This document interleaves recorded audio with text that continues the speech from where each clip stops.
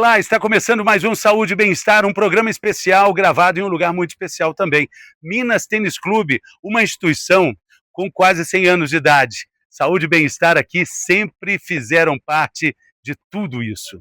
Obrigada, Fernando. É um prazer falar de saúde com vocês e sobre um tema tão sensível que traz muitas dúvidas e que acomete aí muitas famílias, né? O Fevereiro Roxo é um mês de conscientização e é também um convite à informação sobre o Alzheimer. Para quem não sabe, o Alzheimer é uma doença neurodegenerativa progressiva que acomete o comportamento, a memória, a autonomia do paciente.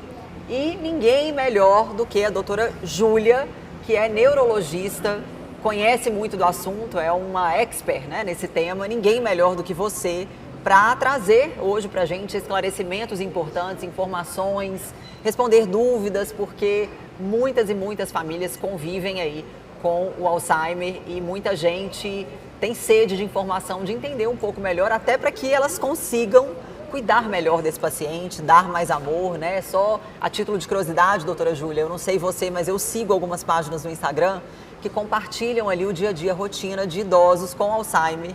E eu acho divertidíssimo, assim, né? A leveza com a qual essas pessoas lidam ali com a doença, compartilhando no dia a dia. E quem está assistindo do lado de cá, às vezes tem também um familiar, né? E isso torna toda essa experiência, na minha opinião, um pouco mais leve. Então hoje nós vamos aproveitar a doutora Júlia aqui para esclarecer muitas dúvidas e responder muitas perguntas. Muito obrigada, viu, pela sua participação. Obrigada pelo convite. Obrigada à Rede Mater Dei, né, que mais uma vez aí está nos apoiando. E eu passo para você, querido Fernando, para você começar aí com a sua pergunta. Doutora Júlia, de uma forma bem simples, o que é o Alzheimer?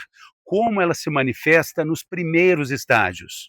O Alzheimer, ele é uma perda progressiva das células do cérebro, que são os neurônios. Então vai existir uma perda da cognição desse paciente. E isso não representa só a memória. Isso representa a memória, a orientação no espaço, a atenção do paciente, a funcionalidade no dia a dia desse paciente.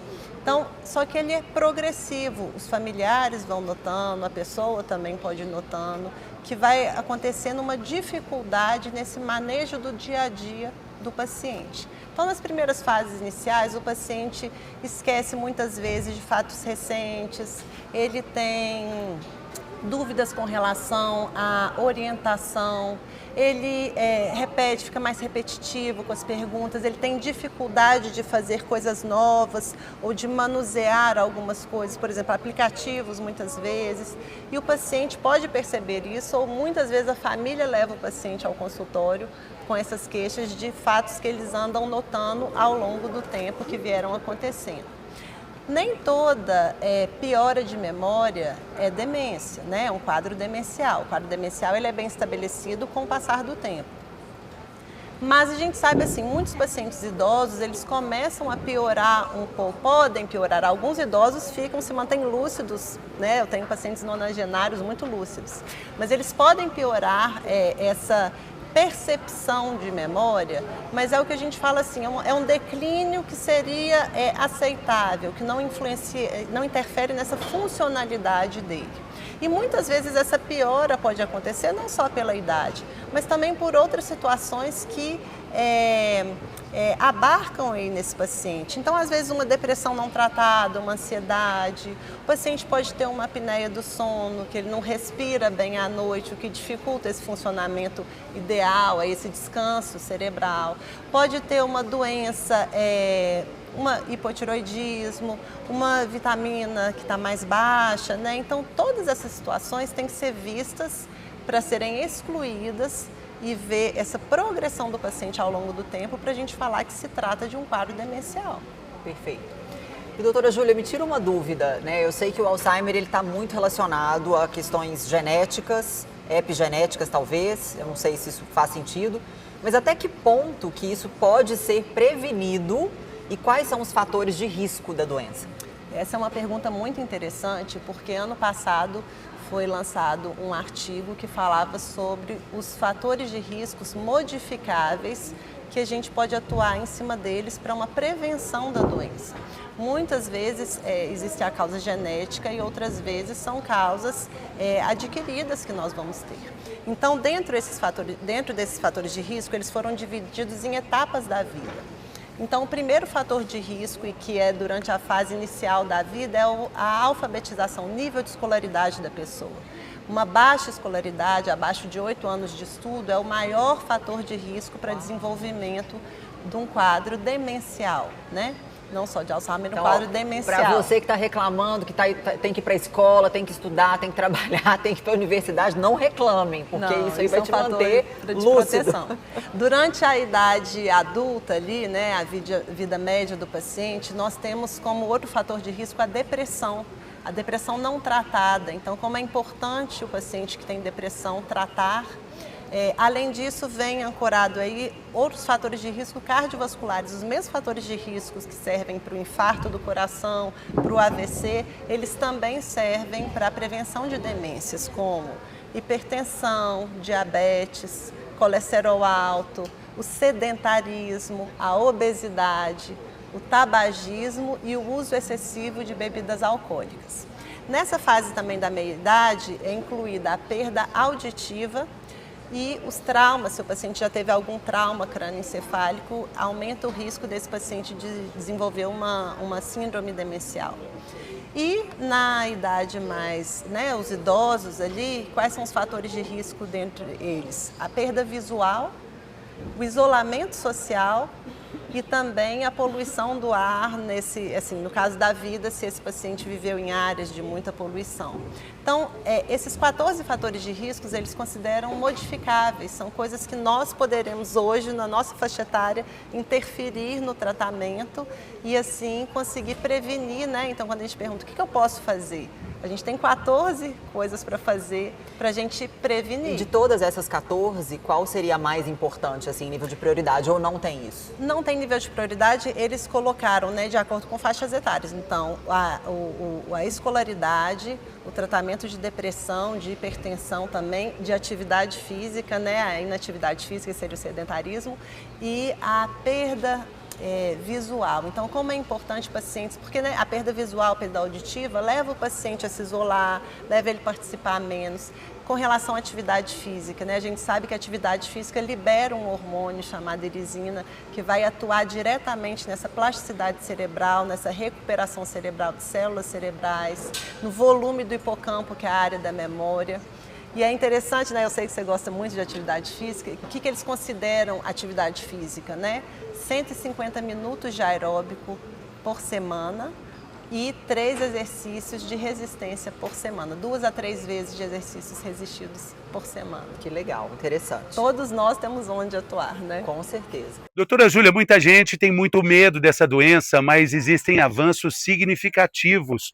Quais são essas boas notícias quando a gente fala em tratamento do Alzheimer?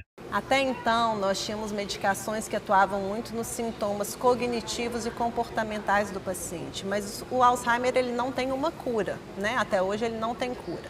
As novas medicações recentemente lançadas são medicações específicas para atuar ali nos receptores da doença, né? São anticorpos monoclonais que vão atuar especificamente ali naqueles neurônios que estão com acúmulos, né, de proteínas. No entanto, essas medicações elas não mudam o curso da doença, elas retardam a progressão da doença. Então, elas retardam o tempo de progressão, mas elas não curam a doença em si. É interessante falar isso porque agora no Hospital Mater Dei nós temos um centro integrado de tratamento de demências, né, de envelhecimento e memória, e que o mais interessante é que o paciente ele pode acessar lá para ter consultas médicas, para fazer esse diagnóstico com avaliação de neurologista, psicólogos, né, um trabalho neuropsicológico, exames, a fim da gente ter esse diagnóstico, esse acompanhamento e essa orientação melhor do paciente. Perfeito. Me tira uma dúvida, quando o diagnóstico é feito mais cedo? Tudo bem que você disse que não existe cura ainda para a doença, mas quando o diagnóstico é feito mais cedo, isso muda o curso do tratamento, a abordagem ou não faz diferença? com certeza, porque uma coisa é a gente saber com o que a gente está lidando, né? Se a gente está lidando com um caso que não é um quadro demencial e que a gente pode reverter aquelas causas, a gente está falando de perda vitamínica, a gente está falando de alguma, né, abuso de outras medicações que podem levar a uma piora cognitiva, ou se a gente está falando de um quadro demencial. Além desses pacientes já terem um tratamento quanto mais precoce, maior a chance deles terem esse tratamento, principalmente os mais inovadores, a gente consegue dar um conforto para esse paciente, né? Então, assim, existe um atendimento multidisciplinar de um paciente que entra num quadro demencial, que não é só o tratamento médico neurológico.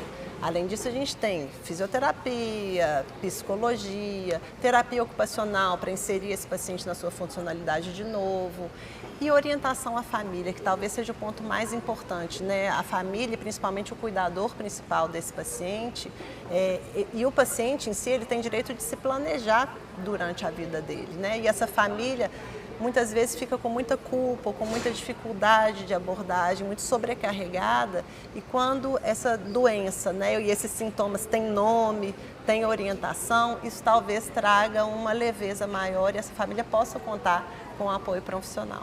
Você acredita que, por exemplo, quando a doença é diagnosticada, a abordagem nutricional, ou seja, a alimentação do paciente, ela muda, ela tem assim, um direcionamento nutricional específico para a doença ou não? A alimentação continua normal?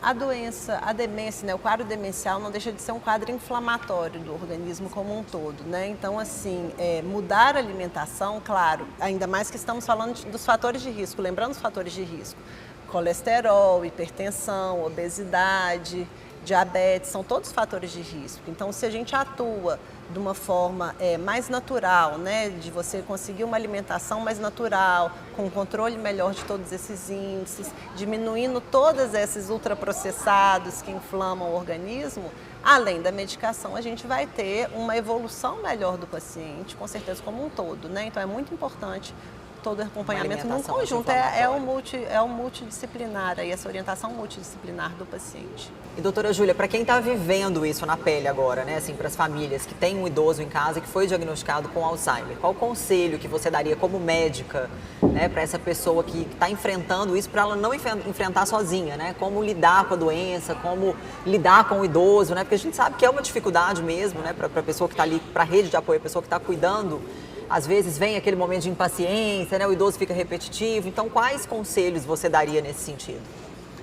Procure ajuda, primeira coisa, tenha um bom profissional com quem você possa contar. Esse trajeto ele não precisa ser sozinho, né? Eu acho que o atendimento é multidisciplinar e direcionado, ele transforma a experiência da doença com o paciente. E o paciente, muitas vezes, ele não tem consciência de todos esses atos dele, né? Então, eu vejo famílias muito angustiadas com o dia a dia ali do paciente. É muito, principalmente, reforçar essa questão do cuidador principal. É muito pesado para o cuidador principal ter essa responsabilidade e essa gestão, né, da vida toda do paciente idoso. Então, diversificar, conseguir compartilhar, conseguir um trabalho terapêutico, inclusive para a família, em cima desse paciente, e apoio com os profissionais de referência, né? Então, na questão de prevenção, assim, de acontecimentos, né? Então, como que a fisioterapia ajuda o paciente a manter essa autonomia dele, não caminhar, nem evitar umas quedas, a fonoaudióloga dele conseguir deglutir sem engasgar, dele conseguir ter mais treino, né, treinamento para falar, inclusive palavras, né, assim, treinamento cognitivo para isso. A terapia ocupacional, como que ela pode inserir o paciente em atividades da vida dele, né? Põe ele às vezes perdeu a autonomia de muitas coisas, mas para outras ele pode ter uma funcionalidade e que aquilo melhora a qualidade de vida dele, a experiência da família como um todo.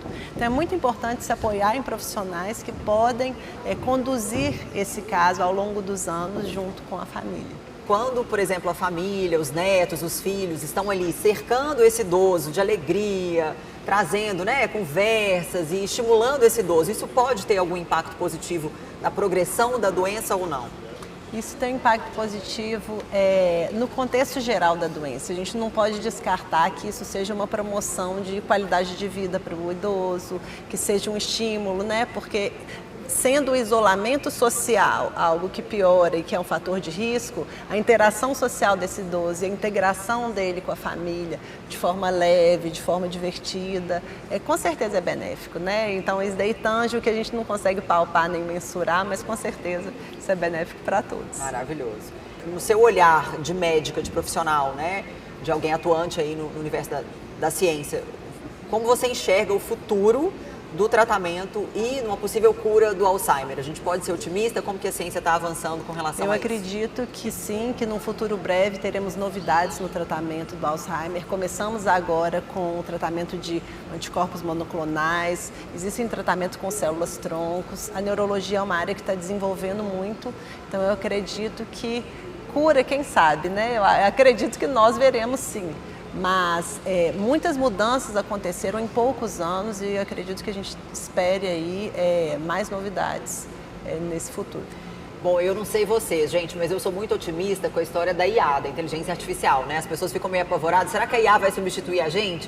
Eu acho que ela vem para complementar. E quem sabe com o auxílio da inteligência artificial a gente não consiga reunir aí um banco de dados, enfim, para acelerar esse processo. Bom, doutora Júlia, quero muito te agradecer. Obrigada, viu, por ter aceitado o nosso convite. Você é maravilhosa. Obrigada também à Rede de Saúde Mater Dei, que há mais de 45 anos tem feito um papel aí importantíssimo, não só em Minas Gerais, mas no Brasil.